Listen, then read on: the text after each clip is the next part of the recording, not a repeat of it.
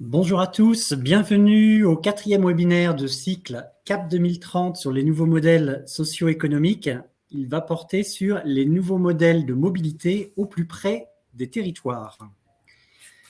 Alors, quelques éléments de contexte pour introduire. Tout d'abord, un constat. Face aux transformations systémiques actuelles, toutes les organisations publiques et privées s'interrogent, sont en questionnement sur leur modèle socio-économique. Depuis 15 ans, la recherche empirique du Rameau et de ses partenaires a permis de capitaliser une connaissance partagée relative au modèle socio-économique d'intérêt général.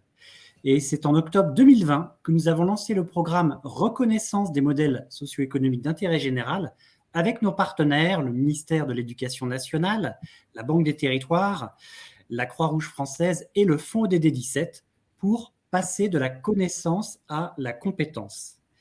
Pour les habitués du programme, chaque troisième jeudi du mois, ces webinaires sont organisés. Et en 2022, nous cheminons ensemble pour un nouveau cycle prospectif en 10 escales. Alors, ce cycle 2022 s'intitule CAP 2030 sur les nouveaux modèles socio-économiques. Quel est son objectif ? Ce cycle, il permet de comprendre la diversité des modèles socio-économiques, à la fois par domaine d'action, profil d'acteurs et territoires, et surtout d'appréhender leurs interactions pour accélérer les solutions à la hauteur des enjeux de l'agenda 2030 des objectifs de développement durable, les ODD. Après le numérique, l'énergie et l'emploi et l'insertion, nous sommes aujourd'hui rendus à notre 4e étape avec le webinaire CAP 2030 sur les nouveaux modèles de mobilité au plus près des besoins des territoires. Comment va se dérouler ce webinaire ? Nous allons avoir 4 temps. Tout d'abord, une présentation de la recherche empirique, quels défis pour la mobilité, puis des regards croisés d'acteurs complémentaires avec l'association d'élus du projet de territoire, la NPP, l'association WeMove, l'entreprise Renault et la Fédération des entreprises de propreté, la FEP. Puis ensuite, une mise en débat pour passer finalement de la diversité des actions à leurs interactions et on partagera les prochaines étapes. Charles Benoît, pourriez-vous nous partager les éléments finalement de ces défis pour la mobilité ? Bonjour à tous, merci Yann. Très heureux à nouveau cette fois-ci de pouvoir tenter de retracer 3 éléments déterminants pour comprendre les défis de la mobilité, à la fois de relire notre histoire collective, à la fois de les relier à nos enjeux d'aujourd'hui et puis de savoir comment cette logique nous permet de réinventer les modèles socio-économiques à horizon 2030 pour réussir l'agenda 2030. Alors peut-être un mot avant de nous cibler sur la mobilité, nous rappeler les 3 étapes précédentes, qu'est-ce que nous avait permis de finalement de voir. Le premier sur le numérique, sur le fait de la diversité finalement des approches nécessaires d'une problématique, à la fois en termes d'équipement, d'accès, d'accompagnement des personnes, et quelque part de dire attention aux solutions uniques, elles n'existent pas, et quelque part, pour être multifacette, il faut être multi-réponse. Le deuxième, l'énergie, nous a rappelé finalement l'urgence d'inventer cette économie passerelle qui avait été qualifiée dès 2013, c'est-à-dire l'économie d'alliance, comment faire ensemble ce qu'aucun d'entre nous ne peut faire seul. Le mois dernier, sur l'emploi, ça nous a permis de focaliser notre attention sur la différence entre les modèles d'intérêt général et les modèles d'utilité sociale. Et ce 4e temps, celui sur la mobilité, va nous inviter à nous poser plus particulièrement la question de notre capacité à innover collectivement. Et je suis très heureux de pouvoir commenter ces défis de la mobilité et peut-être de rappeler l'histoire par où cela a commencé pour le Rameau. Eh bien, ça a commencé en 2009-2010 en posant les constats, notamment dans le cadre d'une étude que nous avions réalisée en partenariat avec nos amis Renault sur la question de la mobilité durable pour tous, en posant les constats que ces questions de mobilité d'abord étaient à la confluence entre des enjeux systémiques globaux et des enjeux finalement des personnes, des individus, comment est-ce que chacun appréhende cette mobilité, mais surtout, et peut-être l'élément moteur du petit schéma que vous voyez sur votre gauche, était vraiment de se dire que comment appréhender de façon diverse cette question de la mobilité, que finalement chacun avait sa propre interprétation d'un sujet extrêmement transversal. Et contrairement à d'autres sujets beaucoup plus qualifiés à l'époque, comme le logement, l'insertion, le handicap ou que sais-je, eh bien la mobilité à l'époque, comme sujet transversal, était peu appréhendée en tant que telle, et finalement, chacun se faisait sa propre visibilité du sujet.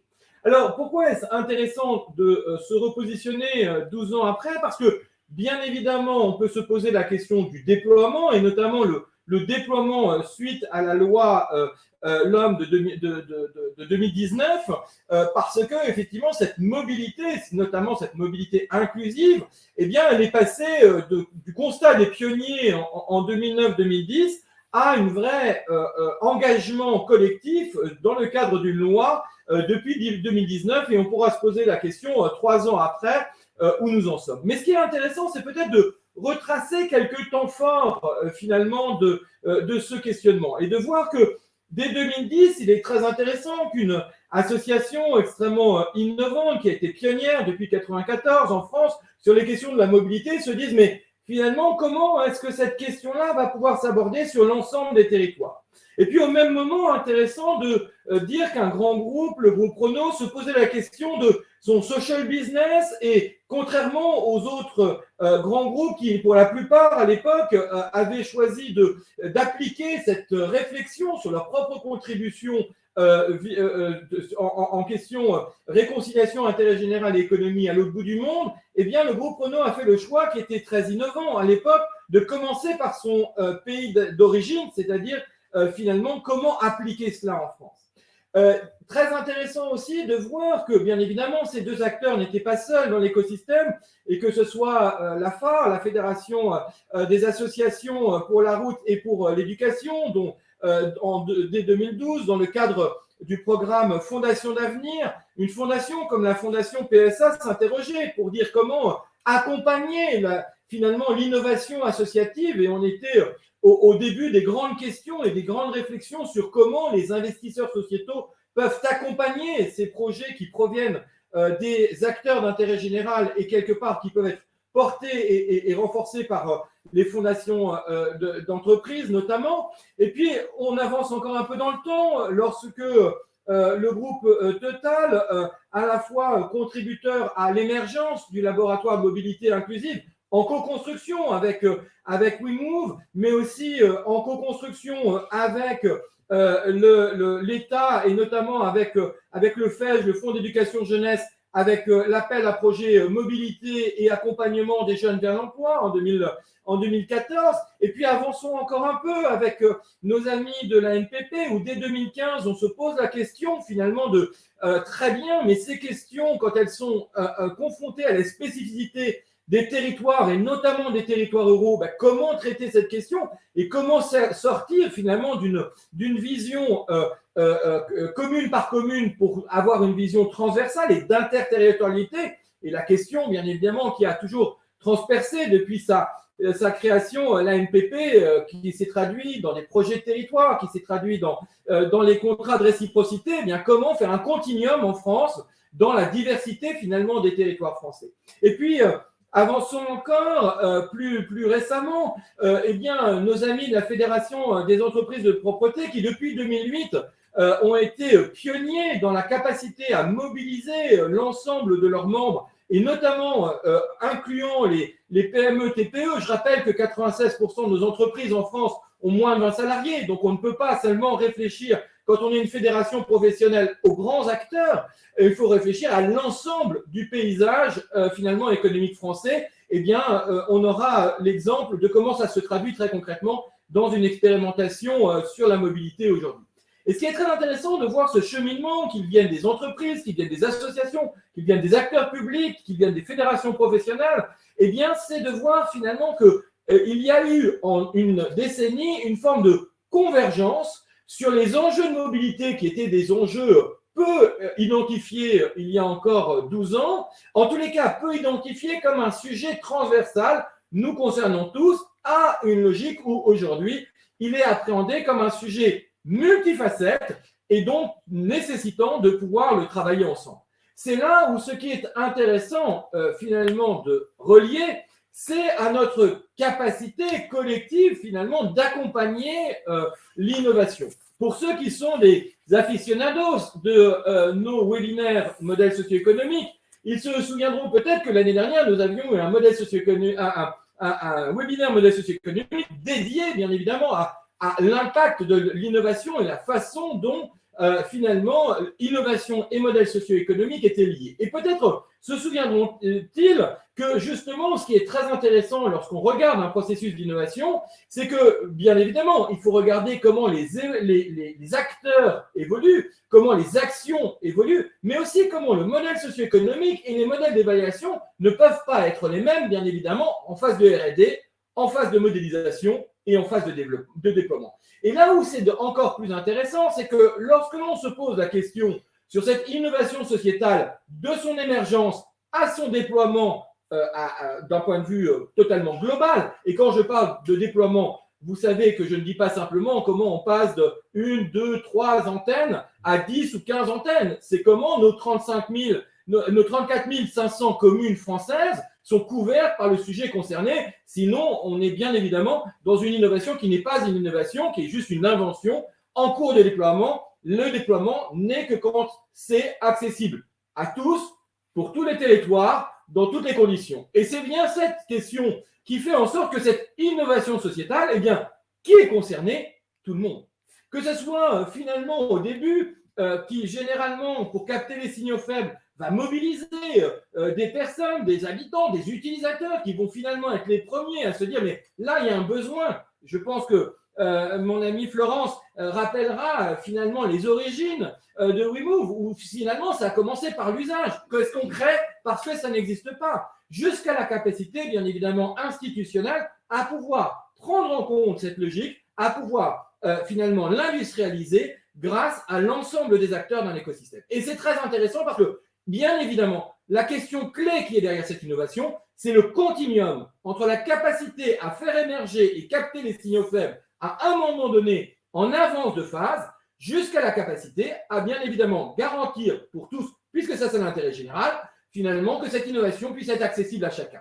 Et c'est bien ce continuum, cette logique finalement qui s'incarne particulièrement dans le domaine de la mobilité. Et comme je viens de le dire, plus un sujet est transversal, moins il est pris en silo et plus il nécessite finalement d'inventer ensemble et d'innover ensemble parce que quelque part, chacun a une part de la réponse. Alors, si on regarde notre question plus particulièrement des modèles socio-économiques, on se souviendra que dans les 3 leviers, richesse humaine, financement et alliance, eh bien c'est peut-être sur ce dernier point, sur la question de l'alliance, comment est-ce qu'au-delà de pouvoir savoir mobiliser en interne les bonnes richesses humaines et trouver ces financements pour pouvoir avoir quelque chose de cohérent et trouver une solution, eh bien c'est peut-être dans son articulation avec son écosystème, c'est-à-dire dans les alliances stratégiques, qu'elles soient en amont ou qu'elles soient en aval, qu'elles soient au moment de la R&D, qu'elles soient au moment de la modélisation ou qu'elles soient au moment du déploiement, que se trouve le secret d'une pertinence collective et non plus simplement de la capacité d'une organisation, qu'elle soit plus publique ou privée, à agir avec performance. Et cette question-là, et vous savez, c'est vraiment l'enjeu de ces webinaires modèles socio-économiques, comment on passe de la performance de l'action de chacun, que l'on soit acteur public, acteur économique, acteur associatif, acteur académique, à la capacité à être plus pertinent ensemble. C'est donc, nous semble-t-il, sur la question de la mobilité, la question des nouvelles formes d'alliances stratégiques qui ont permis, en une dizaine d'années, de passer des pionniers qui découvraient un sujet, ou plus exactement, qui faisaient découvrir un sujet, puisque eux-mêmes étaient depuis très longtemps engagés sur ces sujets-là, à une capacité collective aujourd'hui à appréhender au plus profond de chacun de nos territoires, dans leur diversité, eh bien, la capacité à répondre aujourd'hui aux enjeux de mobilité de tous, puisque nous savons que la mobilité, qu'elle soit dans nos têtes ou dans nos jambes, est l'élément le plus important de la capacité à être en profonde et en capacité de pouvoir être en autonomie. Et c'est cette logique-là qui, bien évidemment, incarne l'ODD 17 en pratique, et nous étions très heureux de pouvoir résumer en quelques mots, et pardonnez-moi d'avoir été très court pour résumer 12 ans absolument passionnants sur cette question de la mobilité, mais une chose est certaine, s'il n'y a pas mobilité dans nos têtes comme dans nos jambes, eh bien, il n'y a pas de co-construction du bien commun, et donc il n'y a pas d'humanité. Merci Charles Benoît pour ces propos et cette belle mise en perspective. Alors, sans plus attendre, passons à nos intervenants. Comme à chaque webinaire, nous avons des témoignages qui illustrent 4 points cardinaux de notre sujet. Tout d'abord, la NPP, sur la question de comment répondre aux enjeux et aux besoins des territoires. L'association WeMove sur comment co-inventer des solutions avec l'écosystème de la mobilité. L'entreprise Renault sur la mobilisation du groupe dans des projets innovants. Et la FEP sur l'accompagnement des membres, comme Charles le soulignait, notamment les TPE et PME, plus près des territoires. Ce dialogue, ces interventions vont illustrer à la fois finalement la capacité d'innovation et la manière dont l'écosystème aussi appréhende et se saisit de ce sujet. Un mot à l'attention du public, au fil des interventions, n'hésitez pas via le chat à poser des questions aux intervenants qui vont s'exprimer et chaque intervenant pourra ensuite vous répondre directement. Et ces questions pourront également lancer la mise en débat. Alors, commençons par l'enjeu pour les élus territoriaux. J'ai le plaisir d'accueillir Jean-Sébastien Cailleux. Vous êtes chargé de mission à l'association d'élus ANPP. Est-ce que, finalement, quels sont les enjeux et les besoins de mobilité des élus de petits et de moyens territoires ? Alors, merci beaucoup. Je vais vous parler donc par rapport aux enjeux et besoins de mobilité dans les territoires peu denses, car quelques mots d'introduction par rapport à la NPP. Donc, nous sommes une association d'élus, ANPP pour Association nationale des pôles territoriaux et des pays.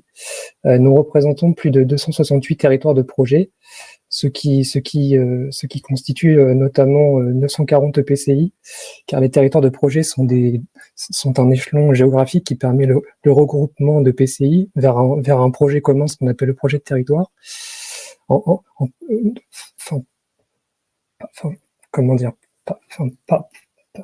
Justement, sur les missions de fédération de la NPP, nous avons donc 3 missions. La première mission, c'est de représenter les intérêts de nos adhérents des pays et des PETR auprès des pouvoirs publics, notamment des ministères, mais aussi des agences de l'État. Nous avons une deuxième mission, c'est d'animer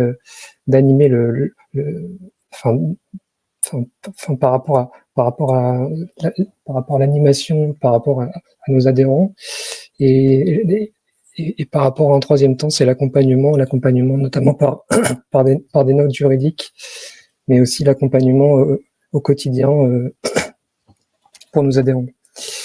Enfin, nous travaillons sur plusieurs sujets, notamment l'attractivité économique des territoires, la transition écologique, les services à la population, la contractualisation et la thématique du cadre de vie.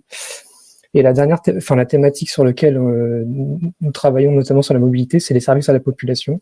Donc la question de la mobilité s'inscrit plus largement dans les services à la population et de comment les personnes qui vivent dans les territoires ruraux puissent se déplacer notamment et accéder à des services. C'est notamment ce que je souhaite indiquer dans ce diaporama, notamment sur les enjeux de la mobilité. Donc comme je l'ai dit, l'association représente des adhérents majoritairement issus de la ruralité. Pour ces personnes, le sujet de l'accès aux services est très important, notamment l'accès au commerce, à la scolarité, à la culture, à la santé. Lorsqu'on habite en territoire rural, il est parfois difficile de se déplacer s'il n'y a pas la voiture. Et se pose la question de l'accès aux services pour ces personnes, pour s'épanouir et pour se développer. Il y a aussi la question de l'isolement pour les personnes âgées, qui, si jamais ces personnes n'ont pas de solution de mobilité, il semble difficile d'avoir un contact social et d'avoir une vie sociale et culturelle. Il y a aussi la question de la pression budgétaire pour les ménages. On sait qu'avec dans le contexte hausse de prix de l'énergie, de hausse du prix de l'essence, il devient parfois difficile d'envisager la voiture, qui devient un coût trop important pour des ménages modestes. Et enfin, l'impact environnemental, on sait que l'autosolisme, donc le fait d'être seul dans sa voiture, c'est quelque chose qui a un impact très négatif sur l'environnement, et que la majorité des émissions de gaz à effet de serre proviennent des véhicules thermiques. Et donc, c'est un enjeu important sur comment concilier l'impact environnemental et l'impact budgétaire, et concilier ce qu'on appelle la fin du monde et la fin du mois. C'est un sujet assez important ces derniers temps, et des traits d'actualité. Donc, juste pour rappeler, 33% des Français vivent en zone rurale. On sait que sur les 36 000 communes que compose la France, 90% sont dans la ruralité. Donc, c'est un sujet d'intérêt commun. L'utilisation de la voiture est ultra majoritaire chez les Français. Presque 9 Français sur 10 utilisent leur voiture au quotidien pour des déplacements parfois très courts, souvent moins de 5 km. Donc, c'est un sujet aussi. La mobilité est le premier poste de dépense dans les budgets des ménages, comme je l'ai indiqué, parfois jusqu'à 20% de leur budget. En territoire rural, ne pas avoir de voiture, c'est subir la double peine. Donc, comme je l'ai indiqué, c'est subir la relégation et subir le déclassement, puisque le fait de ne pas pouvoir se déplacer, c'est le fait de subir sa situation. Et le fait de subir sa situation, c'est le fait aussi de ne pas pouvoir changer les choses, parce que pour pouvoir, par exemple, accéder à un emploi, il faut pouvoir se déplacer. Et si on n'a pas de voiture, si on n'a pas de transport en commun à proximité, c'est comme je l'indiquais, la relégation sociale. Et enfin, les gaz à effet de serre, comme je l'ai indiqué, représentent presque 30% des émissions, donc un sujet très important. Et à partir de ce constat-là, se pose la question de quelles solutions peuvent être mises en place. Notamment, la NPP a beaucoup travaillé sur ces questions, notamment du fait que la voiture est solidement ancrée dans les mœurs des Français. On sait que la voiture, c'est quelque chose de confortable, qui est fiable, et c'est un objet auquel les Français sont très attachés. Et donc, c'est un sujet qui est difficile, enfin, sur lequel il est difficile de faire changer les esprits. L'aspect comportemental est difficile à changer. Il y a aussi la question de l'offre de transport en commun en territoire rural, qui est souvent insuffisante, ou qui n'est pas en accord avec les besoins des habitants, qui parfois travaillent sur des horaires décalés, par exemple, et qui peuvent pas compter sur les transports en commun, sur le train qui fonctionne sur des heures dites classiques de bureau. Il y a aussi la solution peut-être de généraliser le télétravail et donc favoriser ce qu'on appelle la démobilité. Mais on sait aussi que le télétravail, c'est aussi un privilège de personnes qui travaillent dans des postes du tertiaire, et que dans certains domaines, par exemple si on travaille comme coiffeur, ou si on travaille comme employé il semble difficile d'envisager le télétravail de manière pérenne sur une longue durée. Donc c'est pas une solution envisageable pour tous. Et il y a aussi la question aussi de faciliter l'accès aux véhicules électriques ou hybrides, qui pourrait permettre de baisser le coût de la voiture, et donc réduire aussi l'empreinte environnementale.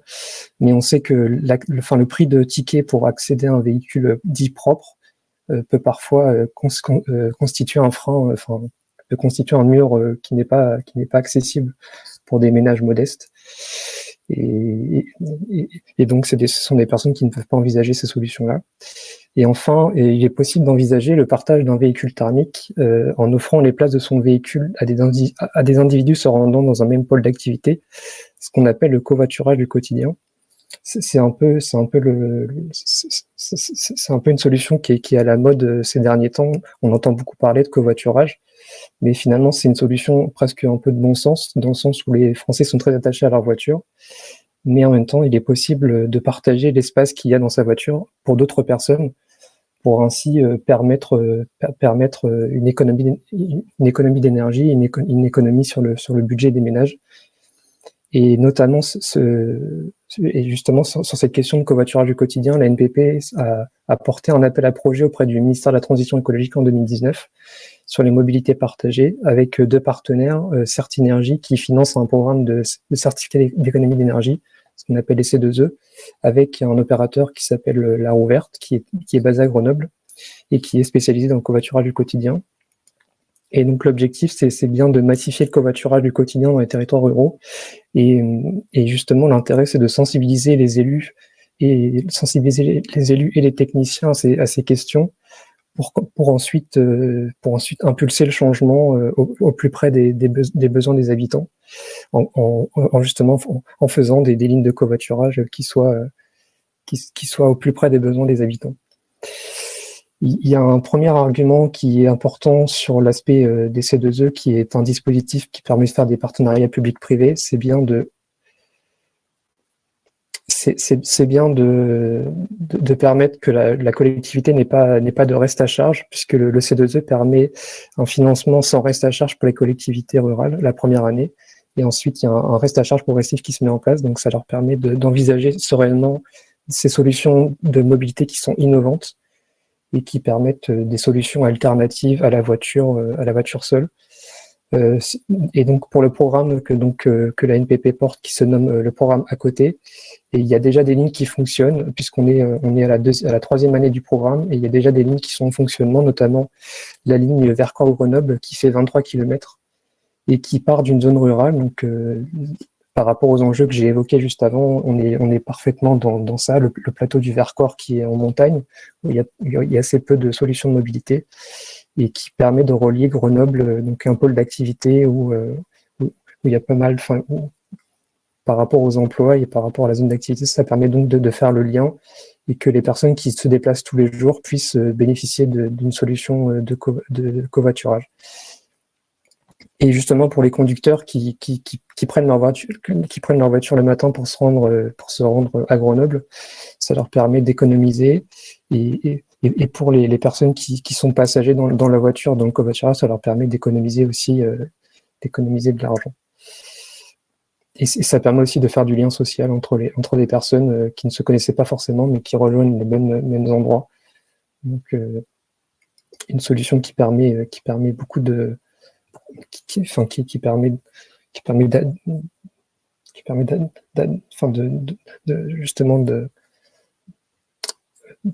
voilà.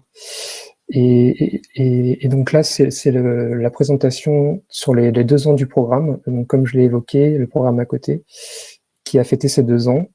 Et justement, c'est une infographie qui vous montre les résultats, puisque nous avons réussi à sensibiliser 8000 élus et décideurs publics des territoires ruraux, mais aussi d'étudier 23 axes en co-construction avec les territoires, avec beaucoup de contributions des habitants pour faire des lignes qui soient en lien avec les besoins des habitants. Et puis déjà 2 lignes qui sont en expérimentation, avec une ligne dans les Pays de la Loire, entre La Flèche et Le Mans, et aussi une ligne entre Lens et Cessin, où il y a pas mal d'inscrits, et donc les résultats sont prometteurs. Et donc n'hésitez pas, si jamais vous avez si vous avez des questions sur ce programme, n'hésitez pas à m'envoyer un mail, j'y répondrai avec grand plaisir. Merci Jean-Sébastien pour cet éclairage. Alors justement, vous ne pensiez pas si bien dire, j'ai vu qu'il y a au moins une question qui s'adresse à vous, à laquelle vous pouvez répondre dans le chat. Oui. Donc voilà, votre appel avait d'ores et déjà été entendu. Et après, donc, cet éclairage sur les besoins des territoires, on va se pencher sur l'enjeu de la co-construction avec l'écosystème. Florence Gilbert, vous êtes directrice générale de l'association WeMove, familière notamment de ces questions de covoiturage. Comment finalement capter des besoins et co-inventer, co-construire des solutions avec l'écosystème de la mobilité? Bonjour à tous, je suis ravie d'être avec vous. Je vous remercie énormément d'avoir invité WeMove à ce webinaire, déjà parce que je suis complètement enthousiasmée par votre présentation, monsieur, et vous allez voir dans la suite de nos échanges que j'espère qu'on pourra aller plus loin pour répondre aux enjeux de mobilité des territoires ruraux.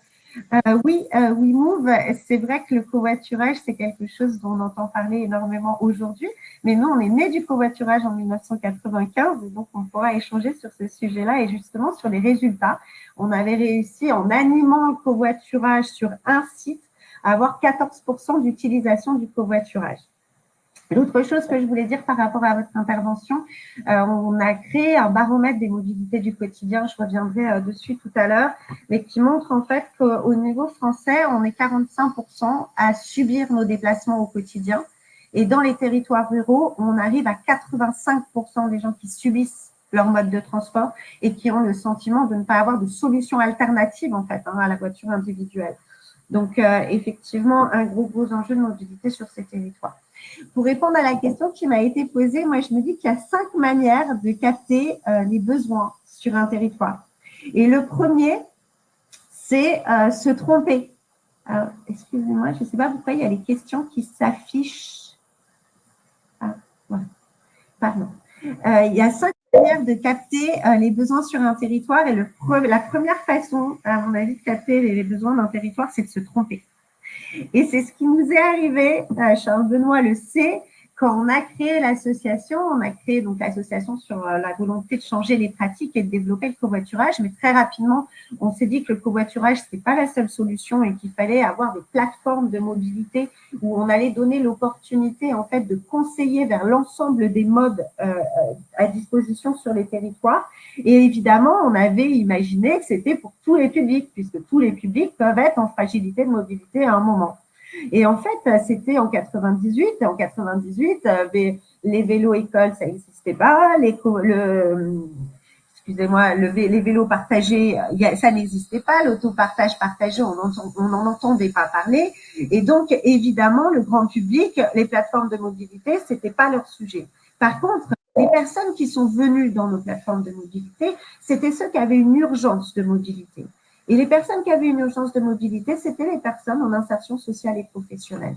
Et c'est comme ça, en fait, qu'on va développer les premières plateformes de mobilité en France à destination des publics fragiles, chez WeMove. Donc, en se trompant, on a finalement trouvé qu'il y avait un besoin sur le territoire qui était aujourd'hui non couvert.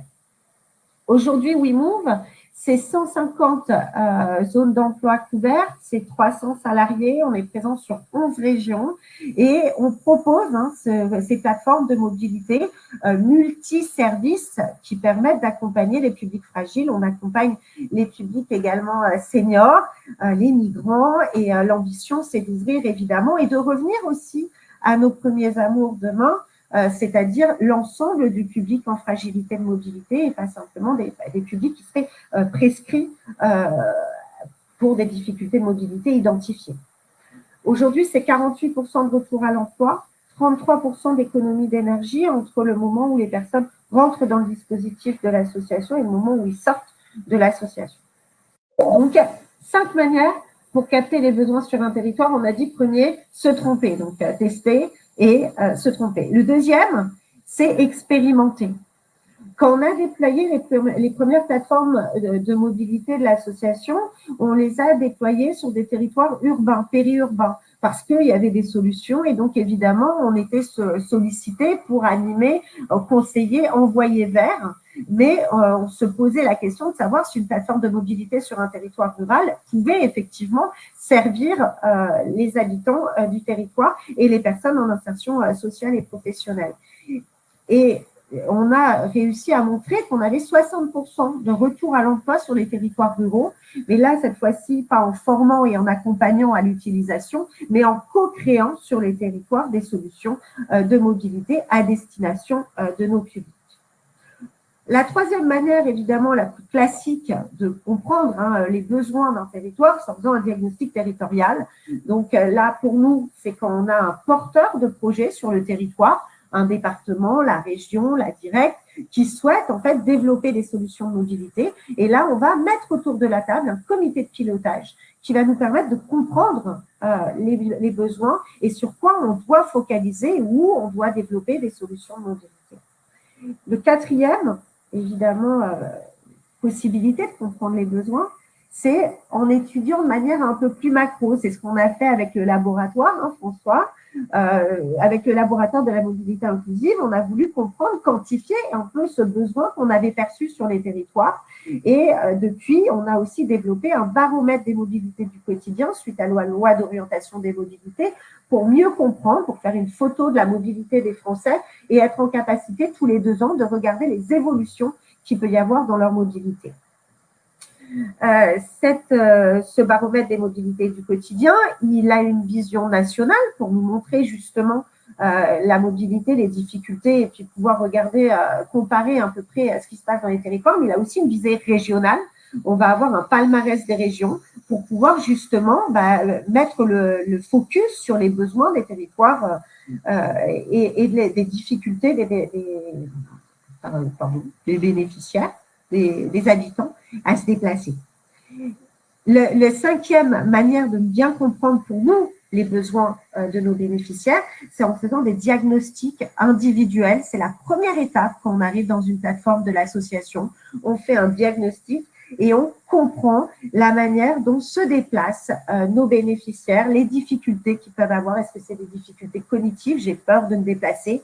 Est-ce que c'est des difficultés matérielles? Je n'ai pas accès à des modes de déplacement. Est-ce que c'est des difficultés physiques? Est-ce que c'est des difficultés financières? Et donc, évidemment, on va essayer de répondre à l'ensemble de ces besoins et surtout, en fait, en comprenant mieux les besoins des bénéficiaires du territoire, de réussir à trouver des solutions plus macro que individuelles. Une fois qu'on a compris les besoins du territoire sur lequel nous sommes, l'objectif, évidemment, c'est de construire des solutions pour répondre aux enjeux de nos bénéficiaires. Donc, pour ça, on crée des comités de pilotage, j'en ai parlé tout à l'heure, et c'est évidemment avec eux, on fait le diagnostic, où est-ce qu'il y a des difficultés, où est-ce qu'on doit particulièrement répondre à une difficulté, mais l'objectif, c'est de réunir autour de la table l'ensemble des prescripteurs, des financeurs, des opérateurs de transport, pour qu'on puisse ensemble imaginer les solutions à développer sur les territoires. Donc, ça peut être des choses très bêtes, hein. Continuer une piste cyclable qui s'arrête à un endroit dangereux. Ça peut être adapter des horaires de bus qui arrivent à la zone d'emploi le matin trop tard pour nos bénéficiaires. Ça peut être travailler sur l'intermodalité. On a parlé du fait qu'il fallait effectivement proposer des solutions à l'utilisation de la voiture individuelle. Il faut pouvoir coordonner des solutions pour qu'on puisse remplacer ce mode de transport ou en tout cas proposer des solutions pour les personnes qui le souhaiteraient. Il y a aussi la possibilité de proposer des vélos-écoles pour les publics en insertion, etc.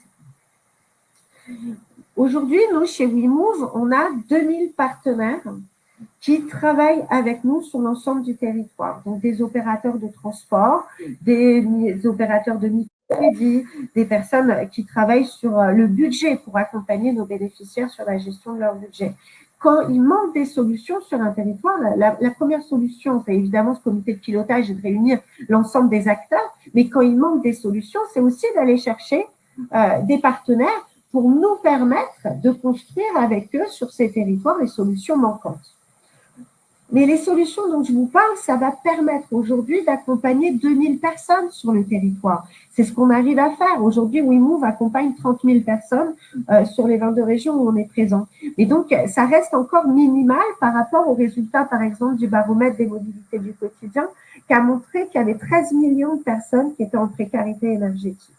Donc, précarité, mobilité. Et donc, l'ambition, c'est de trouver comment déployer à l'échelle des solutions qui fonctionnent. Donc, pour ça, on travaille évidemment sur les problématiques de financement des territoires ruraux et de la mobilité. Et pour ça, on travaille sur un projet qui s'appelle TerreMove et qui, à mon avis, pourrait être complémentaire du projet que vous avez développé, qui propose des solutions, mais globales. C'est-à-dire que l'ambition sur un territoire rural, c'est de parler mobilité inversée. Donc, faire venir les sujets dont on a besoin de mobilité. La mobilité alternative, donc covoiturage, autopartage, par exemple. Développer les tiers-lieux. Évidemment, la mobilité solidaire. Et animer tout ça. Et proposer des aménagements de territoire. Donc ça, c'est le projet qu'on appelle Termove, qu'on développe aujourd'hui sur 3 territoires ruraux. Et l'ambition, c'est d'aller regarder l'impact de ce projet-là sur la santé. On a parlé d'isolement tout à l'heure, sur l'environnement, évidemment l'emploi. Et pour qu'on puisse prouver qu'en développant ces solutions de mobilité, qui effectivement comme ça peuvent paraître chères, mais par contre proposeront des réductions et des économies à nos territoires. Et donc, comme je vous l'ai dit, il y a 13 millions de besoins sur le territoire. Il y a des instances que l'on crée quand on est des opérateurs tels que WeMove. Par contre, dans la loi d'orientation des mobilités, il y a un comité des partenaires qui est prévu, qui ne se réunit pas aujourd'hui. Il faut qu'ensemble, on pousse à l'utilisation de ce comité qui existe, qui a pour vocation de faire des plans d'action solidaires de mobilité solidaire sur les territoires tous les ans et qui nous permettrait de pouvoir ensemble travailler une feuille de route sur la mobilité solidaire. Et je pense que c'est comme ça qu'on arrivera à changer les choses.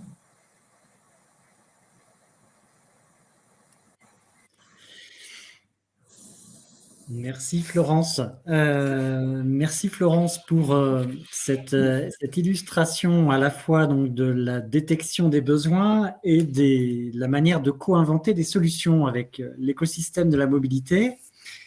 Alors, après cet enjeu et celui des besoins du territoire, on va maintenant regarder avec notre prochain intervenant celui de l'engagement de l'entreprise. Pour en parler, on a le plaisir d'accueillir avec nous François Rouvier, directeur de Renault Mobilise, qui s'occupe du social business, et qui va nous témoigner finalement en réponse à cette question, comment mobiliser l'entreprise localement dans l'émergence de projets innovants de mobilité. Bonjour, merci Yann et merci à Charles Benoît pour cette invitation. Autour d'un sujet si important qu'est celui de la mobilité. Yann, c'est moi qui fais avancer les slides, c'est ça, en appuyant sur la petite flèche à droite, c'est bien ça? Exactement. Super.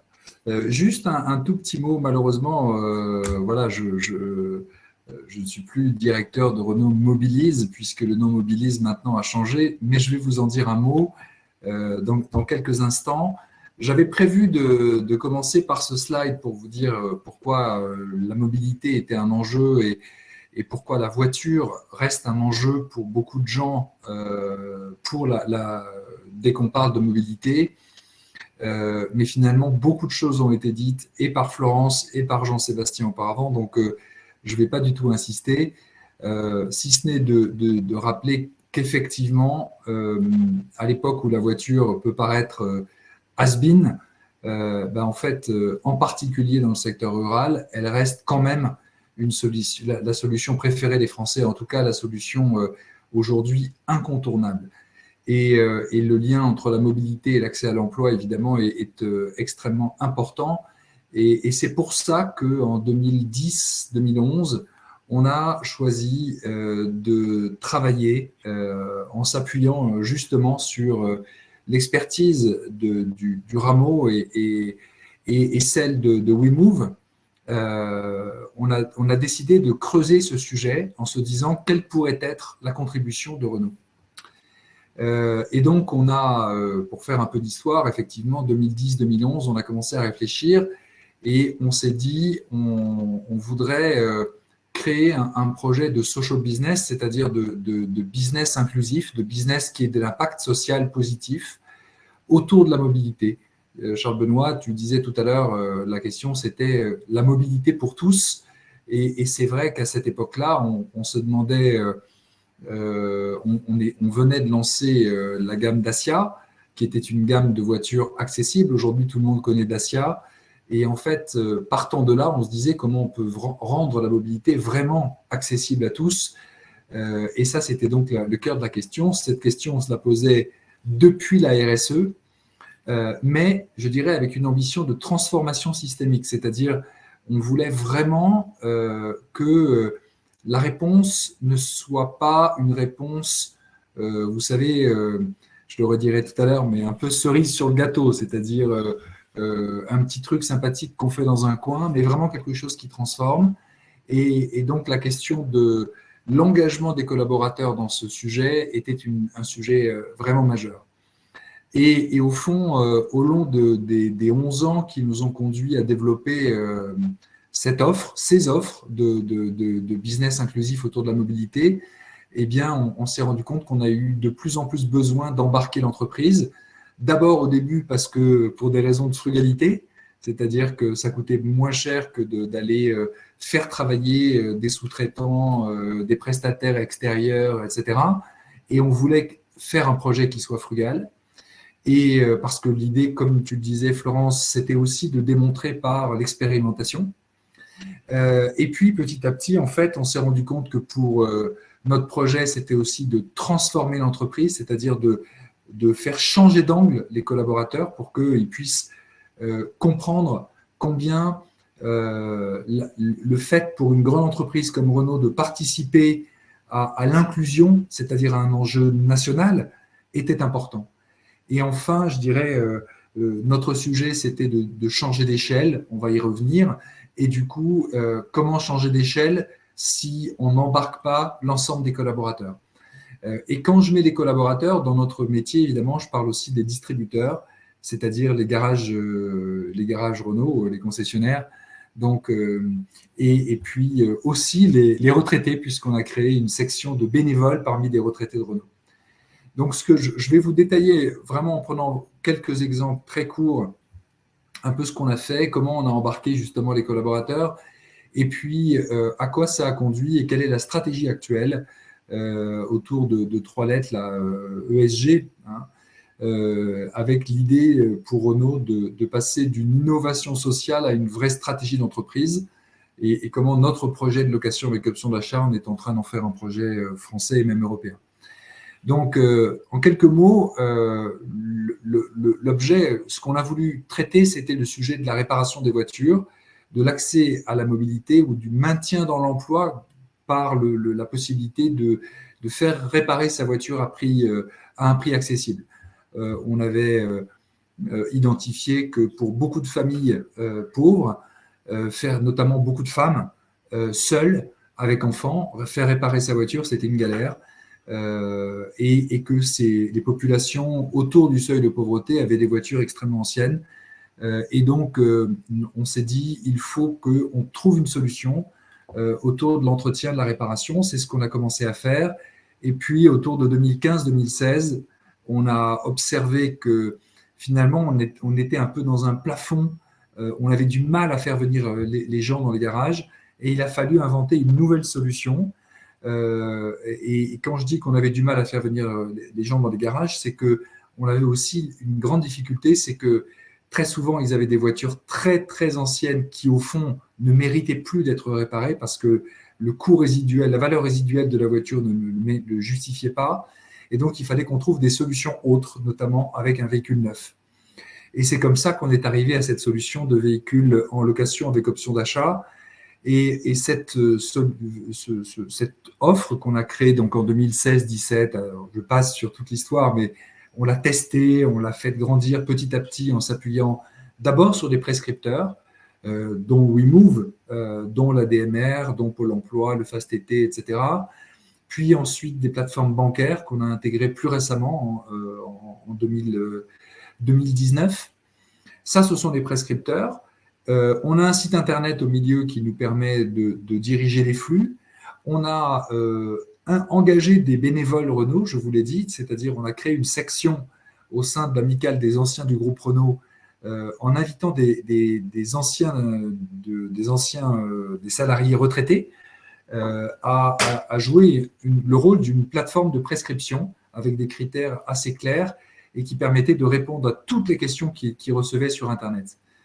Ensuite, on avait donc 2 offres, une offre de réparation, d'entretien de réparation et donc l'offre de location de véhicules neufs, où là, l'offre est assez simple. Donc, on a des prescripteurs sur la gauche et on propose à ces publics, via une structure qu'on a co-construite, qui s'appelle le Club Mobilité, co-construite avec des partenaires financeurs que sont l'ADI, le Club Mobilité, Pôle emploi et Renault.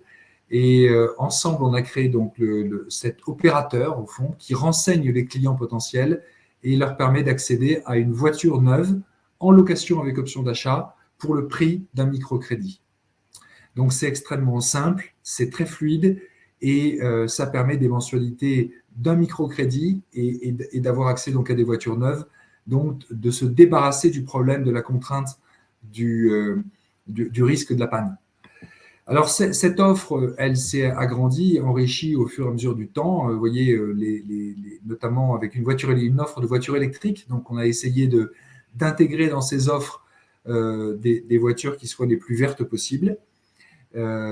Et bien sûr, on part de véhicules dont les prix sont négociés avec la Direction commerciale France pour rendre les tarifications très faibles, puisqu'on arrive à avoir une offre d'une 100 € pour 110 € par mois sans apport. La Dacia Spring, en cumulant toutes les aides, on arrive à avoir une voiture électrique pour 40 € par mois et la Sandero hybride pour 110 € par mois.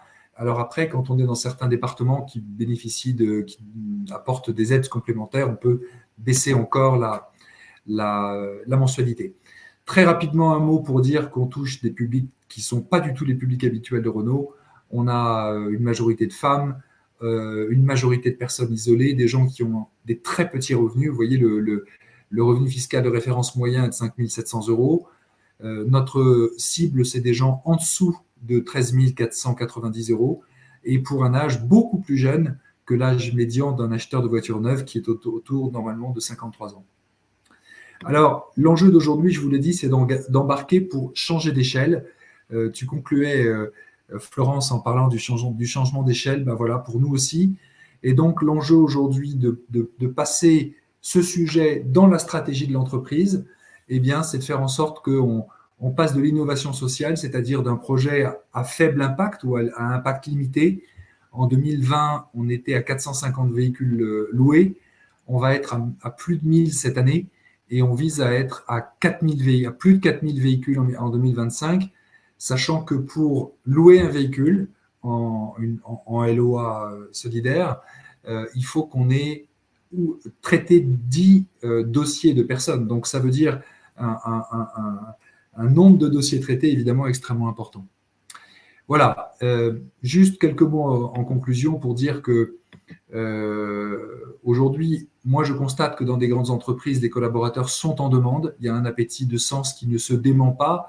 Je l'observais en 2011 quand j'ai commencé et ça se confirme chaque jour davantage.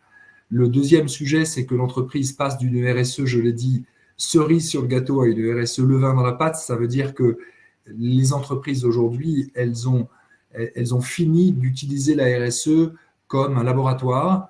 Et je pense qu'aujourd'hui, on est vraiment dans une époque de changement d'échelle, faute de quoi la RSE sera traitée de sujets de communication.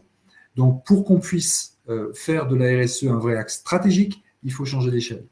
Donc, ça, c'est un point extrêmement important. Et je dirais, en conclusion, dernier mot surtout, que les sujets environnementaux sont maintenant très présents, et c'est tant mieux. Mais le sujet social, l'engagement social de l'entreprise reste encore un sujet qui, à mes yeux, doit être renforcé. Ce n'est pas gagné. Il faut continuellement taper sur le marteau pour enfoncer le clou. Donc, merci encore une fois au Rameau d'avoir créé cette occasion de témoigner pour partager l'importance de ce sujet. Merci François pour cet éclairage extrêmement complet et ce récit historique finalement de tout ce qui a permis d'arriver à ces enjeux de changement d'échelle aujourd'hui. Après, on a donc vu nos 3 premiers points cardinaux, les besoins des territoires, la co-construction avec l'écosystème et donc jusqu'à présent l'engagement de l'entreprise. Et nous voici arrivés au terme des interventions avec le dernier et pas le moins loin s'en faut, l'accompagnement des entreprises.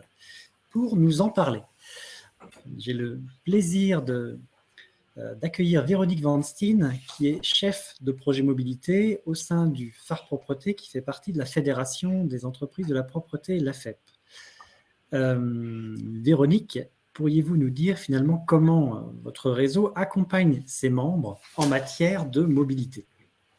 Oui, alors merci beaucoup pour l'invitation. Je pense que je retrouve beaucoup de convergence avec les précédents témoignages et donc Donc, alors, juste pour vous parler rapidement de qui sont les entreprises de propreté. Donc, les entreprises de propreté, c'est 14 000 entreprises en France, donc avec de toute taille. On a à la fois des grands groupes, mais aussi énormément de TPE, PME, puisque la propreté est présente partout. Donc voilà, on a des entreprises très présentes sur les territoires.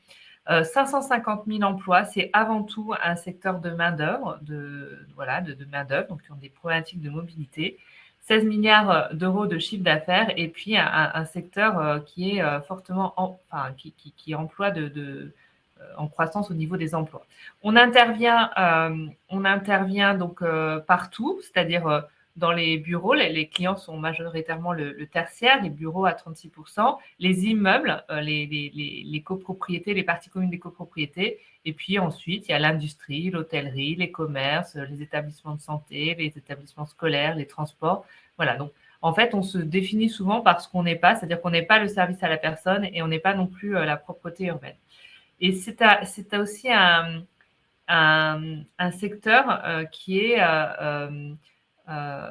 qui a été très mis en avant pendant la crise comme un secteur indispensable au bon fonctionnement de notre société. Voilà. Alors, qui sommes-nous ensuite? Donc, ce secteur, donc les organisations, on est plusieurs acteurs à travailler et à accompagner les entreprises. Donc, il y a la fédération, la FEP, qui est la Fédération des entreprises de propreté et services associés, qui est donc la fédération professionnelle. Et notamment, alors je ne vais pas détailler tous les organismes du secteur, mais le phare propreté, c'est un fonds qui est alimenté sur la masse salariale des entreprises de propreté. C'est un fonds qui était une décision des entreprises et de leurs partenaires sociaux de créer ce fonds. Et c'est un système de mutualisation finalement pour le développement économique et social des entreprises. Et ce qui permet aujourd'hui ce fonds de porter des actions, d'avoir des moyens pour agir et notamment l'accompagnement sur la mobilité est vraiment porté par ce fonds. Donc, pourquoi le sujet de la mobilité dans notre secteur? Alors, en fait, on aborde souvent, nous, les sujets sur un prisme qui est très important, qui est les questions sociales. Voilà, nous, on a 550 000 salariés. Vous avez un peu décrit dans vos questions de mobilité inclusive, etc., le profil de nos salariés. Donc, on est beaucoup sur des temps partiels, des horaires en décalé, des salaires, des faibles revenus, des femmes, beaucoup ont une majorité de femmes, seules, mères de famille, donc avec des problématiques spécifiques, et notamment la mobilité. Et c'est un enjeu, aujourd'hui, les entreprises le perçoivent énormément, c'est un frein au recrutement. C'est-à-dire qu'on a de plus en plus de mal de trouver des personnes en capacité de se rendre sur les lieux, sur les sites à nettoyer. Et d'ailleurs, là, on entend beaucoup, là, avec l'augmentation des carburants, des abandons de poste, dès lors qu'un site est trop éloigné, avec un volume horaire trop petit, finalement, c'est plus rentable pour un salarié de venir faire la prestation de nettoyage. C'est aussi une cause de turnover important, c'est-à-dire que quand on a beaucoup de trajets, quand le trajet représente beaucoup de temps et a un coût important par rapport au salaire, c'est une cause de turnover. C'est aussi, donc c'est une question vraiment de pouvoir d'achat. On a identifié que sur certains salariés, le coût du transport par rapport au salaire est très important. Et c'est aussi chez nous le risque routier. Alors, on a très peu, heureusement, de décès dans notre secteur, mais les quelques décès qui peuvent avoir lieu, c'est pendant les trajets. C'est aussi un enjeu, finalement, la question environnementale. Alors, même si, bien sûr, on y est, moi, je dis de manière très neutre, on y est ou pas sensible, en fait, elle va s'imposer de toute manière. C'est-à-dire que la question des gaz à effet de serre, et ben derrière, il y a des dispositifs réglementaires qui s'imposent aux entreprises et qui font que les entreprises, elles vont devoir s'adapter de toute manière. Même si elles ne sont pas convaincues, alors certaines le sont bien heureusement, hein, certaines n'ont pas attendu la loi pour travailler sur ces sujets, mais voilà, la question finalement environnementale, je vous ai remis les quelques données, les ambitions de l'accord de Paris et qui ne sont pas des moindres sur les questions de mobilité comme sur toutes les autres questions, ça implique quand même un changement radical et qui va forcément être qui est fortement poussé par l'augmentation avec l'instauration des zones à faible émission de mobilité, donc qui va toucher une quarantaine d'entreprises, une quarantaine d'agglomérations d'ici 2024. Et puis la question aussi de l'évolution de la flotte des entreprises vers des véhicules avec plus faibles émissions. C'est aussi, en plus, la mobilité. Nous, on a mesuré que c'est dans les bilans carbone des entreprises, c'est le premier, en fait, aujourd'hui, le premier impact environnemental de la prestation de propreté, c'est la mobilité. Qu'on soit sur la mobilité des managers qui vont de site en site, mais aussi en scope 3, la mobilité, les trajets domicile-travail. Donc, c'est vraiment le premier enjeu. Donc, c'est vraiment important de s'attacher à ce sujet. Alors, qu'est-ce qu'on a fait? Nous, on a travaillé avec un bureau d'études spécialisé dans le sujet, sur le sujet qui s'appelle EcoDev. On a commencé par une étude, voilà, d'aller faire des études de cas, d'aller voir comment ça se passait dans les entreprises. Et on propose une approche qui est en 5 étapes. Donc, la première, c'est de faire un diagnostic. Donc, ça, c'est assez classique, hein, sur quel que soit le sujet. Et puis ensuite, on a 3 grands piliers. Le premier, c'est, avant de parler de mobilité, c'est de réduire la mobilité, d'éviter la mobilité. Comment on peut organiser pour éviter les déplacements. La deuxième, c'est de promouvoir les alternatives à la voiture. Voilà, je vais détailler après. Et ensuite, quand la voiture reste indispensable, comment optimiser l'usage de la voiture et les flottes de véhicules.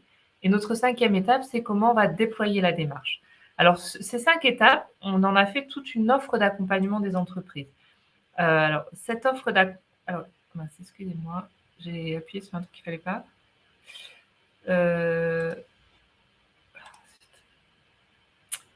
ne sais pas. Alors, voilà. Donc, cette offre d'accompagnement, elle se déploie dans une boîte à outils. Donc, et notre objectif, c'est de permettre à ce qu'il y ait un référent dans l'entreprise, un référent mobilité, et d'accompagner sa montée en compétence sur le sujet pour qu'il puisse porter les projets de l'entreprise en matière de mobilité. Donc, ça comprend une boîte à outils avec des fiches pratiques pour mettre en œuvre la mobilité dans l'entreprise, des vidéos de sensibilisation, j'y reviendrai, une calculette carbone, j'y reviendrai ensuite, et puis cette boîte à outils, elle est disponible sur notre site internet du monde de la propreté. Donc, pour entrer un peu dans les détails sur nos 5 étapes, en fait, elles se déclinent en soit 17 fiches, soit en fait 17 sujets. Et alors, je ne vais pas tous les détailler, mais comme vous voyez, bon voilà, donc on va avoir tout ce qui est alternative à la voiture, optimisation de l'usage de la voiture, on va rentrer dans toutes les possibilités du vélo, de l'éco-conduite, du covoiturage, etc. D'ailleurs, au passage, on a bien identifié à la fois dans ces fiches les dispositifs des garages solidaires, le dispositif WeMove. On a essayé de donner vraiment, c'est des outils concrets, pragmatiques pour les entreprises, d'identification de qu'est-ce qu'elles peuvent faire et comment elles peuvent mettre en place ces différentes approches. Mais je voulais revenir sur la question de la réduction des déplacements. Parce que le premier sujet, pour l'entreprise qui s'attache à ces questions de mobilité, c'est de voir effectivement comment les éviter. Ça va être, par exemple, de revoir sa zone d'intervention, sa zone de prospection, pour éviter d'avoir à se déplacer. Ça va être aussi pour notre secteur, tout ce qui est organisation du travail. Aujourd'hui, on est vraiment sur des interventions qui sont fragmentées, tôt le matin, tard le soir, en horaire décalé, donc avec des difficultés d'accès au transport en commun, des difficultés d'accès au covoiturage. Et là, le premier travail, finalement, c'est d'encourager le travail en journée et ou en continu. Voilà, ça va permettre à la fois de réduire les déplacements et à la fois de pouvoir bénéficier de dispositifs de mobilité. Et puis, la question aussi de l'affectation. Alors, on a beaucoup parlé des territoires ruraux et effectivement, il y a des problématiques qui sont très différentes entre les territoires. Mais par exemple, on avait identifié dans notre étude que sur des agglomérations, on avait des salariés qui habitent, par exemple, au nord de Paris et traversent tout Paris pour aller faire un site qui est au sud de Paris et qu'on a d'autres personnes qui font le trajet inverse. Donc, la question de l'affectation des agents, c'est des choses aussi à réfléchir régulièrement dans l'entreprise. Ensuite, sur les questions de déploiement d'un projet de mobilité, vous voyez la fiche 13, c'est trouver les partenaires, les financements et les appuis locaux et nationaux. Parce qu'on sait très bien aussi que la mobilité, c'est sur les territoires que ça se joue. Donc, une entreprise qui veut qui veut mettre en place un projet de mobilité, il faut vraiment qu'elle s'intéresse aux solutions qui existent sur le territoire et à y participer. On a aussi tout un travail d'argumentation, autant pour les collaborateurs que de sensibilisation des clients.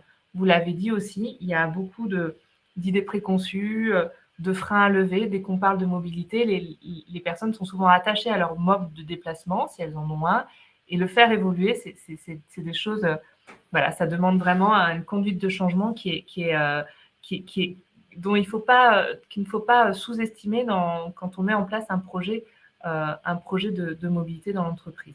Voilà, on peut aussi bien évidemment sensibiliser les clients quand les entreprises de propreté interviennent sur un site client. Et il peut y avoir des plans de mobilité sur les sites clients. Il peut y avoir des problématiques aussi de mobilité qui sont liées à un site qui peuvent être abordées avec les clients. Donc voilà, on a essayé d'avoir cette approche exhaustive, sachant que c'est un peu lourd, effectivement, de commencer par 17 fiches. Et donc, on essaye de guider l'entreprise par rapport à sa taille, qu'elle soit TPE, PME, grande entreprise, ça ne va pas être les mêmes problématiques et pas les mêmes priorités. Et aussi, vous l'avez dit, la zone d'implantation, quand on est en urbain, périurbain, en rural, on peut avoir des possibilités qui sont différentes.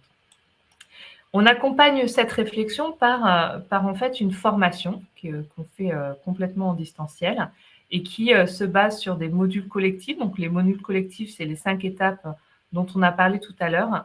Et en parallèle, on finance un accompagnement individuel avec un bureau d'études, un cabinet de spécialisé en mobilité, donc toujours Ecodev, qui va accompagner individuellement les entreprises par un système de modules en visioconférence pour l'aider à faire son diagnostic, à identifier ses pistes d'action et à avancer sur son projet de mobilité. Voilà, les petites vidéos aussi. Alors, on a développé toute une collection de vidéos qui permet voilà, d'avoir les bons gestes. Par exemple, laissez votre voiture au garage, pensez au covoiturage. Dans cette vidéo, on va lever tous les freins, les idées préconçues, de dire, bah voilà, moi où je suis, je vais jamais trouver quelqu'un. Enfin, il y a plein de choses et il y a plein de petites astuces et puis de donner aussi les règles de sécurité pour lever les peurs, voilà, quand on fait du vélo, effectivement, le vélo, c'est pas, on prend un vélo et du jour au lendemain, hop, on ressort son vélo et on est parti. Et voilà, il faut s'équiper, il faut peut-être revoir son trajet. C'est possible si on a si on est sur une distance qui est moins de 5 km pour les vélos classiques, on peut aller jusqu'à 10 km pour les vélos électriques. Ça ne se fait pas dans n'importe quelle condition. On va plutôt lancer un projet sur le vélo au printemps. Il y a plein d'associations aussi qui font des formations de remise en selle. Voilà, tout ça, c'est des choses aussi qui peuvent… Finalement, il y a beaucoup de choses pour pouvoir lever les idées préconçues. Et puis, je suis passée un peu trop vite. Une calcul carbone, donc ça, c'est un petit outil aussi assez simple finalement qu'on a développé qui permet sur un site de mesurer l'impact carbone des déplacements et d'identifier avec… voilà, en prenant une nouvelle option, par exemple, de voir quel impact ça a en réduction carbone. C'est quelque chose aussi qui est un bon outil de discussion avec ses clients et qui aussi est très motivant de voir finalement en quoi un changement de mobilité permet tout de suite d'avoir un impact sur l'émission de gaz à effet de serre. Voilà, donc c'est une offre qu'on a lancée en 2021. On a des ateliers de sensibilisation pour la promouvoir. On a 2 parcours de formation en cours on commence à avoir des retours et des belles mises en œuvre. Et puis, voilà, on essaye de promouvoir notre offre et je suis à votre disposition pour toutes les questions. Et puis, voilà, je vous redonne la parole, Yann. Merci Véronique, merci pour cet éclairage intéressant. Alors, vérifiez dans le fil des questions. J'ai vu que l'une d'elles venait d'arriver, elle devrait vous concerner. Et j'invite le public, si c'est le bon moment, c'est le dernier moment en fait pour poser des questions si vous ne l'avez pas encore fait à l'un ou à plusieurs intervenants dans le chat. C'est ce qui pourrait être intégré d'ailleurs dans la dernière partie du débat, puisqu'on vient d'entendre donc la vision des enjeux des 4 points cardinaux, les besoins des territoires, la co-construction avec l'écosystème, l'engagement de l'entreprise et donc l'accompagnement des entreprises. Et on va maintenant passer à à la dernière partie, qui est celle de la mise en débat. Comment finalement passer de cette diversité des actions de chacun aux interactions entre tous.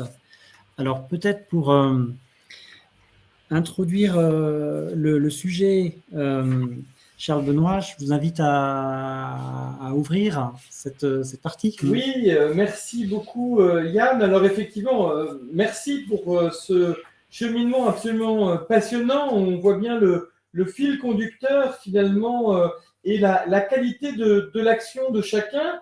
La question qu'on peut se poser en ciblant bien évidemment notre débat sur la question des modèles socio-économiques, hein, puisque c'est l'enjeu, c'est de se dire finalement comment on passe de l'action à l'interaction. Et peut-être en ciblant sur nos trois leviers, c'est-à-dire en termes de richesse humaine, en termes de financement, en termes d'alliance, finalement, qu'est-ce que nous invite à faire comme pont cette logique et surtout cette cohérence d'ensemble dont on a pu voir que de la qualification des besoins et des enjeux des territoires qui peuvent paraître en termes de mobilité les plus complexes, hein, les territoires ruraux, jusqu'à la capacité finalement à accompagner l'ensemble des entreprises, quelle que soit sa taille, dans ces questions de mobilité, en passant par la capacité d'innovation associative, en passant par la capacité de mobilisation de l'ensemble d'un écosystème comme celui d'un grand groupe comme Renault. Finalement, qu'est-ce que ça nous invite à poser comme question sur ces interactions ? Et je tiens à souligner que l'un des éléments déterminants qui a été souligné par la Fédération des entreprises de propreté, c'est la capacité à inventer les modèles socio-économiques pour accompagner les entreprises. Parce que la Fédération des entreprises de propreté a cette spécificité de s'être collectivement mis dans la convention collective une contribution volontaire obligatoire sur la masse salariale pour justement financer cette mutualisation de moyens en commun, et c'est la raison pour laquelle la Fédération des entreprises de propreté est la plus en avance de France des fédérations professionnelles dans la RSE sectorielle. Et c'est là aussi la raison pour laquelle elle peut accompagner les entreprises, y compris les plus petites d'entre elles, dans leur questionnement. Et l'exemple du programme mobilité en est un bon exemple. Donc vraiment ma question, elle est finalement en termes de convergence ou d'interaction entre des complémentarités de compétences. La NPP nous rappelait l'importance d'aller sensibiliser les élus et les agents, finalement de pouvoir comprendre que la diversité des solutions qui existent déjà, parce que c'est pas tant l'invention de nouvelles solutions que de pouvoir aussi savoir ce qui peut exister, ce qu'on peut réadapter, reconstruire, réinventer dans son territoire. WeMove nous expliquait avec grand talent que d'un territoire à l'autre, eh bien, finalement, de la capacité à accompagner ou à orienter vers celle de réinventer les solutions qui correspondent aux besoins prioritaires d'un territoire, elles ne sont pas les mêmes. Et puis Renaud nous expliquait, et c'était très intéressant, d'avoir cette vision finalement sur comment est-ce qu'on peut répondre dans la globalité de la réponse. Et j'ai beaucoup aimé le fait de dire on va commencer par les solutions existantes avec les garages Renault solidaires et puis après d'inventer des solutions pour aller plus loin parce qu'effectivement c'est déjà une nécessité mais ça ne suffit pas complètement. Donc les actions existent, vous les incarnez, chacun d'entre vous. Comment on passe de l'action à l'interaction? Comment est-ce qu'on permet à des complémentarités de compétences de travailler ensemble? Florence, vous parliez de comités de pilotage territoriaux. Est-ce que c'est des comités théodules? Est-ce qu'au contraire, c'est des logiques très concrètes? Est-ce qu'on parle de gouvernance? Est-ce qu'on parle d'action? Sur le financement, vous parliez finalement de la capacité à éclairer sur les financements territoriaux. Voilà. Moi, je pense que cette question-là est intéressante. Comment, de la qualité de l'action de chacun, on passe à l'interaction entre tous sur ces trois leviers que sont la diversité des richesses humaines, les financements et les alliances. Moi, au risque de me répéter, je pense que la première chose qui nous manque, on voit bien que je pense que toutes nos actions, elles ont leur sens, elles ont leur impact sur les territoires, mais elles sont effectivement dans une difficulté de changement d'échelle. Pour qu'on puisse à un moment ensemble réussir à répondre aux besoins des territoires, il faut travailler sur la gouvernance de la mobilité inclusive. On a un sujet de dépasser ces silos et de travailler en commun et de mieux comprendre comment on peut adapter nos services à l'ensemble des publics. Donc, je pense sincèrement qu'on voit que la solution sur les territoires, c'est d'avoir à la fois les élus, à la fois les collectivités, à la fois les entreprises, à la fois les associations, à la fois les opérateurs de transport, pour qu'ensemble, on puisse mutualiser déjà ce qu'on a compris du besoin de nos territoires, les solutions qu'on a à notre disposition, les financements que l'on a à notre disposition, même si là-dessus, je pense qu'on pourrait écrire ensemble un plaidoyer pour aller chercher les financements, parce que c'est quand même anormal de se dire que sur cette population, on n'a pas de financement pour accompagner la mobilité, et puis peut-être ensemble évaluer nos actions. Juste un mot pour aller pour prolonger cette intervention. Vous évoquiez finalement la loi, et effectivement la loi finalement renvoie la responsabilité aux opérateurs de terrain, d'ailleurs que ce soit les opérateurs publics, hein, en proposant les collectivités territoriales d'en avoir la compétence si elles le souhaitent, et en mettant en place finalement ce dialogue sur le sujet. Et vous constatiez que finalement, il n'était pas mis en œuvre. Ça, c'est une question que nous, on avait eu l'occasion de poser suite à la loi LOM à l'Assemblée nationale en disant quel est le suivi réel, pas le suivi technique et juridique, la question de comment on va suivre la mise en œuvre finalement et comment on va accompagner et aider la mise en œuvre du sujet. Je crois qu'il y a un vrai sujet là-dessus de dire mais finalement, quelle est la responsabilité au moment où les Français vont réélire l'Assemblée nationale, finalement, comment est-ce qu'on accompagne aussi après les opérateurs de terrain et les territoires dans cette mise en œuvre et j'entends la question de la gouvernance, finalement, de se mettre autour d'une table pour être capable d'échanger sur ces sujets-là. Est-ce qu'il y a d'autres thèmes, donc gouvernance, je retiens gouvernance, est-ce qu'il y a d'autres thèmes prioritaires ou d'autres actions prioritaires? Si chacun peut donner peut-être le levier à actionner qui lui semble prioritaire à questionner en complétant bien sûr les leviers des autres. Oui, moi je peux. Pardon, allez-y. Je parlerai après. Oui, alors moi je voulais juste apporter une anecdote, mais qui me semble très bien illustrer le besoin aussi de cette approche territoriale de compréhension des uns et des autres. Il y a par exemple, là en ce moment, on est en phase, il y a des mises en place de zones à faible émission dans un certain nombre d'agglomérations. Alors pour les entreprises, c'est assez complexe d'aborder ce sujet-là. Et j'étais il y a quelque temps dans une réunion, un club d'entreprise où on parlait mobilité et en fait, et pourtant on était dans une zone urbaine très bien, avec des transports en commun très efficients, mais ils avaient quand même besoin de venir en voiture. Et en fait, pourquoi ils avaient besoin de venir en voiture? Parce qu'en fait, ils intervenaient dans des parties communes de copropriété dans lesquelles ils n'avaient pas accès à l'eau et donc ils devaient transporter leur eau. Mais le problème, là, je ne pense pas que ce soit un problème de mobilité, ce n'est pas de trouver une nouvelle modalité pour transporter son eau, c'est de trouver un accès à l'eau qui est important.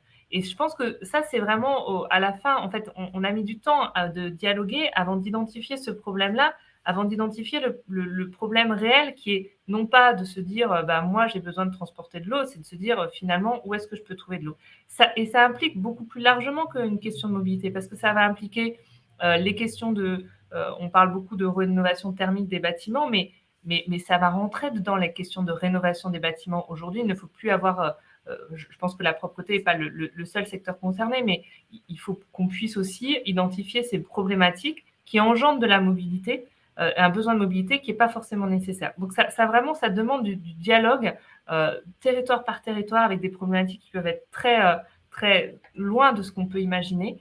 Et je pense que c'est important ce dialogue, il est indispensable et j'imagine qu'il y a finalement plein d'autres sujets comme ça qu'on n'a pas identifiés, mais qui font partie des sujets à traiter.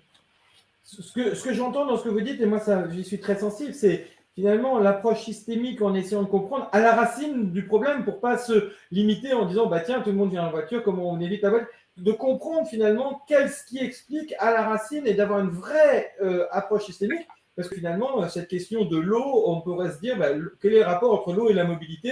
Et effectivement, si on n'appréhende pas globalement la question, effectivement, on n'appréhende pas. Et c'est d'ailleurs là où c'est très intéressant, et vous savez, chère Véronique, que c'est un des leitmotifs sur lesquels nous aimons travailler avec vous, Fédération des entreprises de propreté, c'est l'articulation finalement entre le métier, les spécificités de chacun des métiers, et finalement l'approche d'un territoire à l'autre, où la priorité ou la problématique ou ce à quoi les entreprises du territoire sont confrontées n'est pas forcément les mêmes, parce que finalement c'est pas la même situation, c'est pas les mêmes articulations, c'est pas les mêmes acteurs, et donc si jamais on veut des solutions pertinentes, il faut à la fois être capable de comprendre les spécificités d'un métier, mais aussi la réalité d'un territoire. C'est ce que nous appelons la convergence entre le premier kilomètre des besoins, qui est forcément finalement dans un territoire donné, avec le dernier kilomètre des solutions,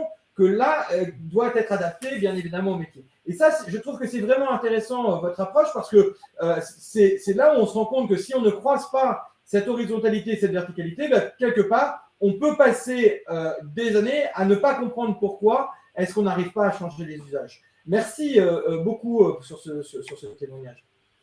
Je crois que nos amis de la NPP voulaient prendre la suite. Oui, tout à fait. En fait, je voulais juste ajouter que selon moi, l'aspect de la mobilité en milieu rural, c'est un peu l'angle mort de la loi LOM qui a été évoquée en 2019, dans le sens où justement la loi se donne des ambitions pour les territoires ruraux en donnant la possibilité pour les collectivités d'être autorités,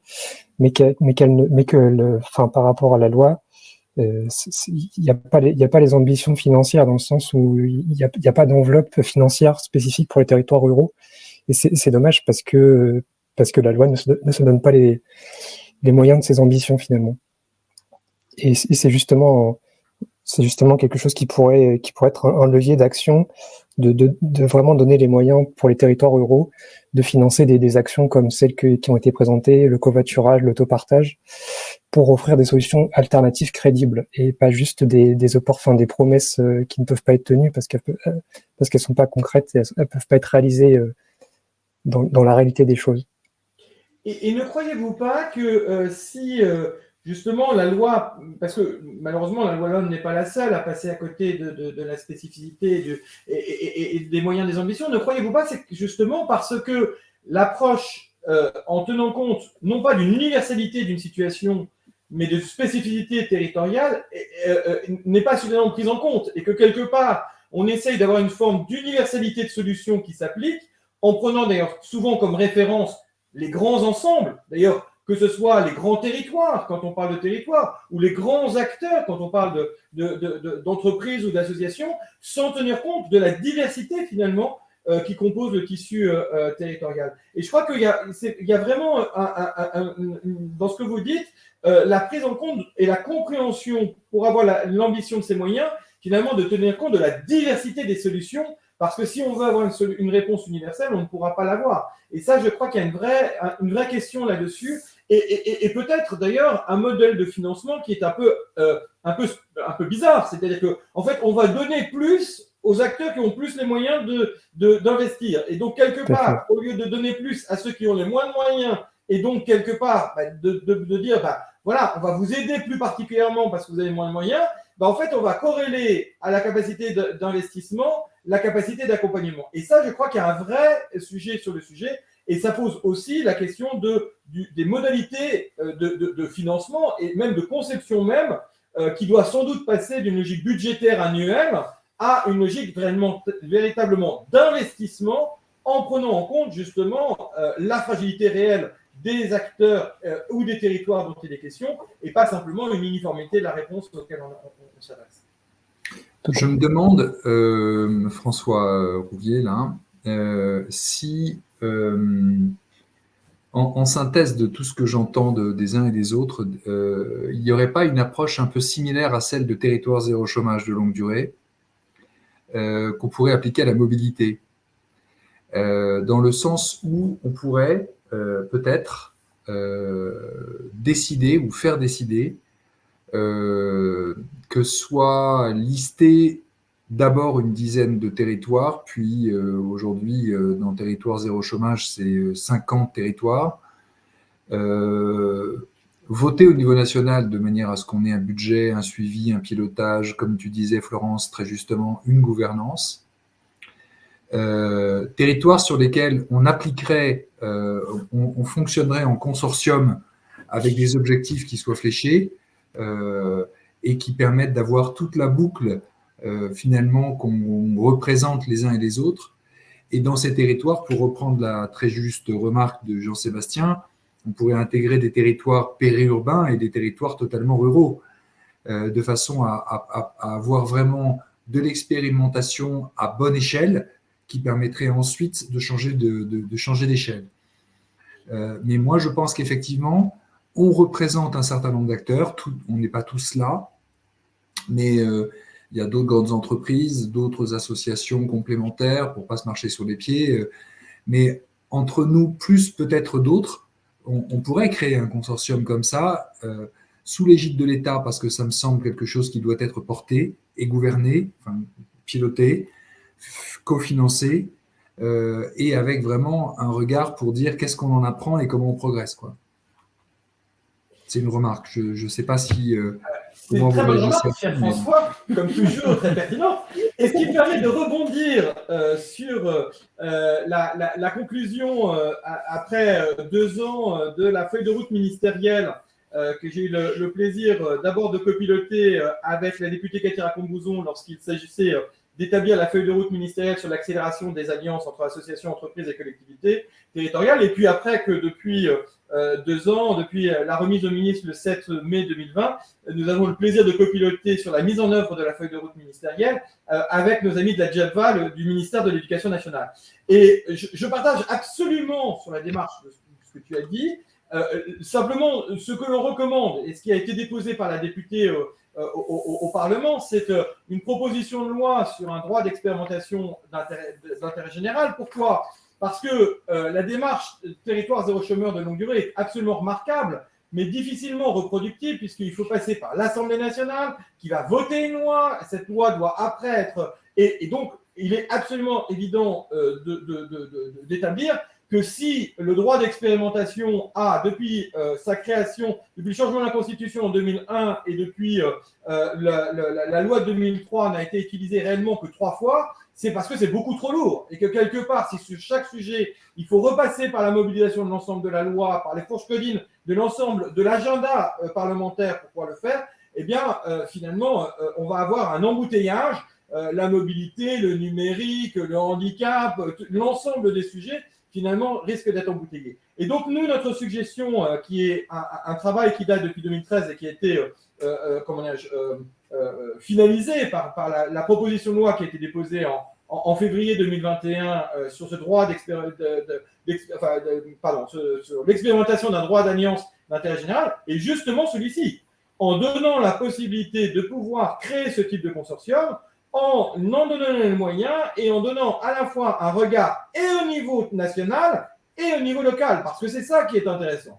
C'est-à-dire que, bien évidemment, il faut que toute la chaîne de commandement, du local au national, soit impliquée dans cette logique-là. Et ces consortiums, où nous préférons les appeler alliances d'intérêt général, eh bien, quelque part, il est absolument indispensable de les démultiplier pour être suivis dans cette logique-là, parce que je partage ton analyse sur territoire zéro chômeur de longue durée, c'est bien parce que l'ensemble des acteurs étaient mobilisés il y a eu la sagesse de prendre le temps de l'expérimentation dans une diversité de territoires, que progressivement, le déploiement est une réalité en France. Et donc, moi, je souscris absolument à ce que tu viens de dire, modulo le fait d'avoir un cadre législatif qui soit adapté, puisque je rappelle un élément de base en France, c'est que le droit français est fait pour protéger la personne, qu'elle soit morale ou physique, et donc par nature, par le droit même, toute alliance est suspecte. Et donc, déjà, l'alliance entre deux acteurs de même catégorie, de même statut est complexe,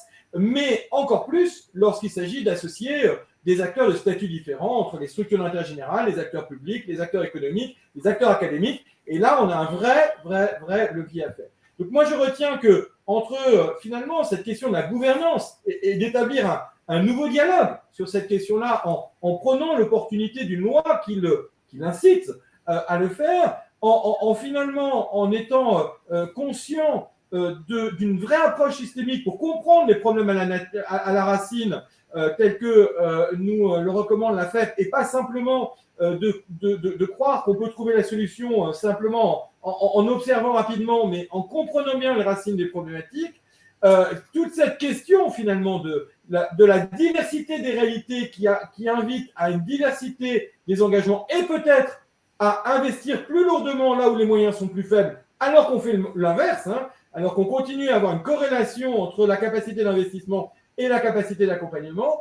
Et puis, le dernier point, eh bien, effectivement, de pouvoir passer par l'expérimentation collective et finalement être en mesure de pouvoir le faire collectivement. Voilà, mon cher Yann, je crois, ce qui synthétise notre cheminement collectif de mise en débat. Parfaitement.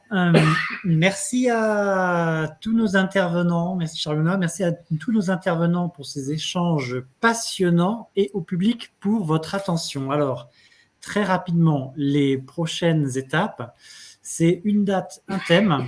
La date d'abord, le jeudi 19 mai 2022. Le thème ensuite, la santé et plus précisément CAP 2030 vers les modèles innovants de la santé avec l'AFM Téléthon.